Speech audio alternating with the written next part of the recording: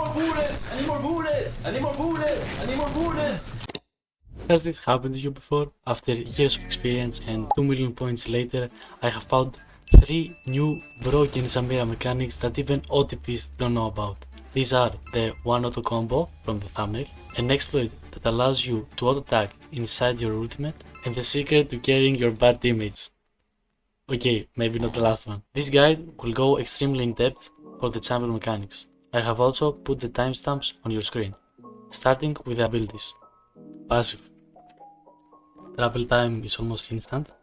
Dash distance scales with levels, so in late game you don't want to miss position by clicking CC the enemy and going in too much, and can be used as an auto reset. As you can see here, you can be done on different targets, but also on the same target if you time it correctly with the CC. On Q, melee cast also hits behind Samira, and there is a bug with passive where the Q goes on cooldown if you perfectly time it with the passive dash. It's not been fixed yet. The melee cast hitbox is less than 90 degrees, and as you can see it also hits behind here. Now W is 2 instances of damage, one when you press it and one after 0.75 seconds, so you can get 2 stacks for the passive. You can do this with any ability, even auto attacks. With auto and Q, it's easier if you have 2 targets, one on top of you and one further away at max range, so the timing is easier, but it can also be done with one. The WE 2 stacks the classic in the combo. While holding your DPS tool is EQ, because that's the only way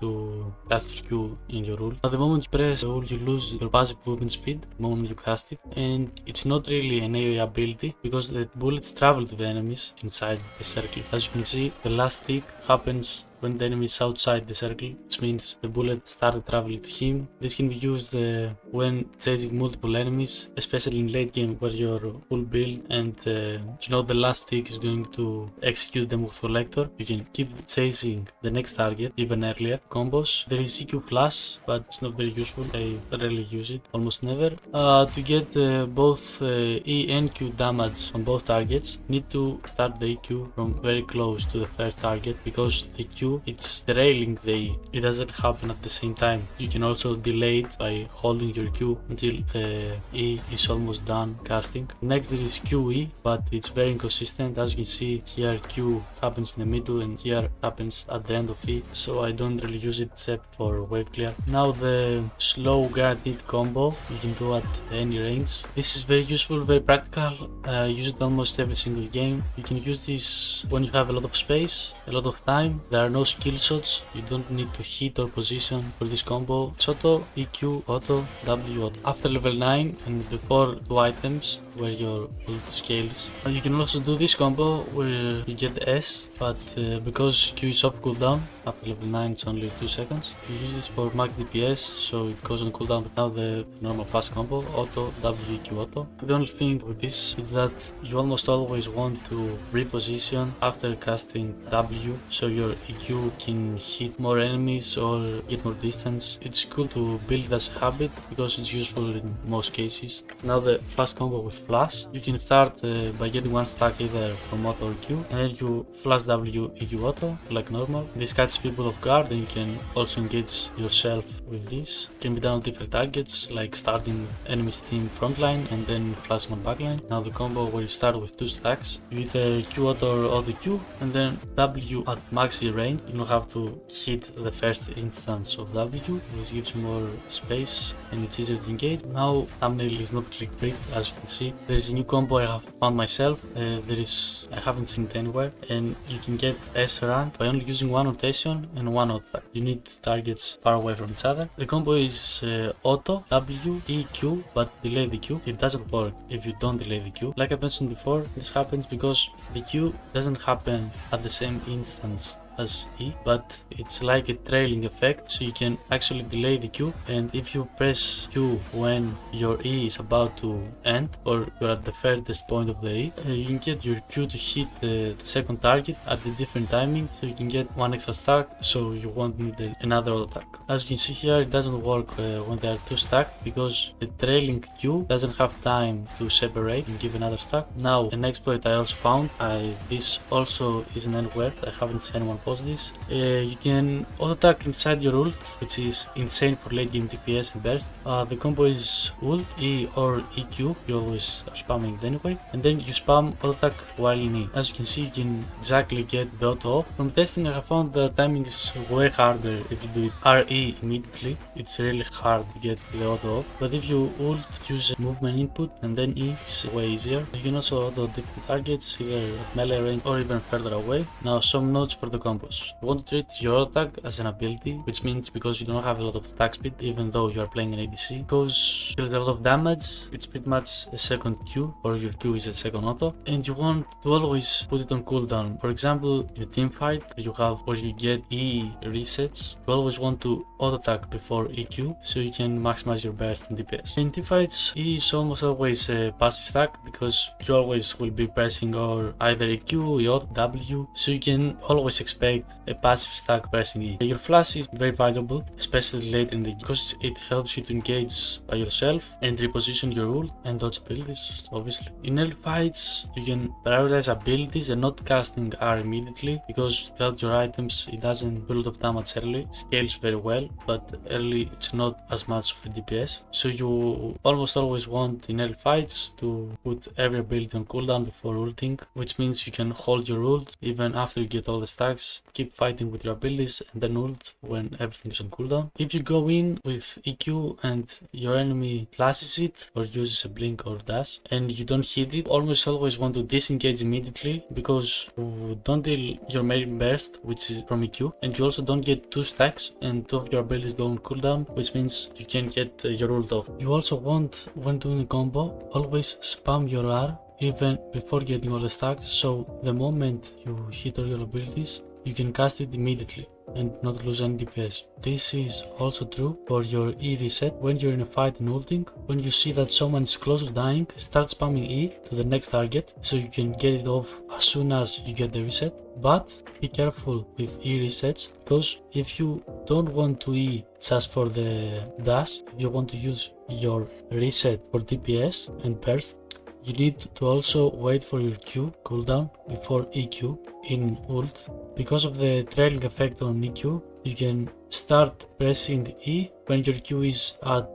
about 0.5 seconds cooldown, and you will get it off. Now, notes for laning. Samira is very low range, so you can get easily poked and guided out range. You also have no sustain in your kit. Most of the time you have engage support, so no sustain there either. You want to keep W their CC or their burst abilities. Sometimes it's better to hit the CC and use your W to survive their damage. For instance, a Kai'Sa Leona lane, you can hit Leona C, and when Kai'Sa tries to follow up with QW, you can use your W for that, you can win the 2v2. Samira, I think, is one of the best 1v1 ADCs, especially after level 6, because you always have ult, and one full rotation, you can outdamage any ADC at level 6. So if you are 1v1 in lane and you are even or ahead from enemy ADC, always try to get a solo kill, especially if you have flash advantage. You can guarantee your engage and you can avoid getting spaced. I use this almost every game. Just let the wave push to me, plus slow combo, and my higher damage always wins the fight.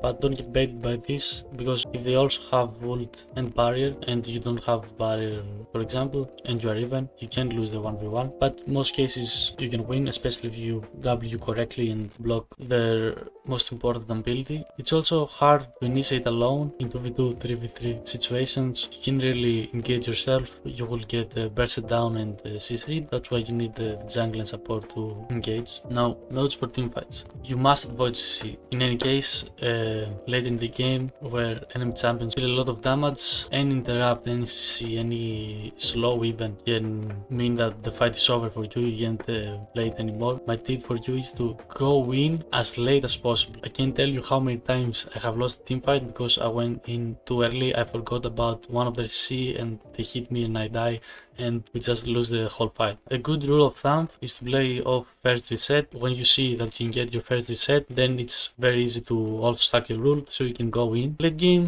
at 3 or even 2 items if you're ahead and it's snowballing, your ult is insane DPS, especially on squishy champions. If your team has no engage, you can use the flash combo. It is very risky and it requires very good positioning to pull it off and actually kill their backline on your own. You want to use W on either a big CC ult like Nami, Ornn, Braum even, or use it to get stacks for combo when you go in. Now I made some tier lists. I put them from hardest counter to easiest matchup. You can pause and see them by yourself, but I think it's very self-explanatory. I need to see that stat checks you or guides you. It's very hard to play against, but ADCs with no mobility, scaling ADCs are easier to play against.